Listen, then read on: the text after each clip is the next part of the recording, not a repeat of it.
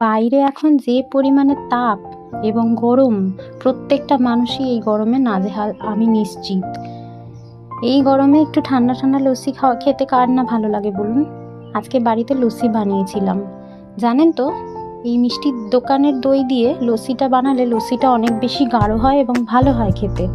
আর লস্যির মধ্যে একটি ভালো ব্যাকটেরিয়া থাকে, যেই ব্যাকটেরিয়াটা শরীরের মধ্যে হজম প্রক্রিয়ায় সাহায্য করে। এই যে আমার লস্যি একেবারে রেডি। লস্যিটা গরম গরম না খেয়ে ঠান্ডা ঠান্ডা খেতেই বেশি ভালো লাগে।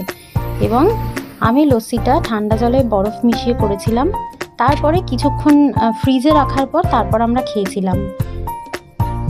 আমরা লস্যিতে সবার শেষে একটু নুন দিয়ে খাই। আপনারা কে কে লস্যিতে শেষ পাতে লস্যিতে একেবারে শেষে লবণ দিয়ে খেতে পছন্দ করেন একটু বলবেন।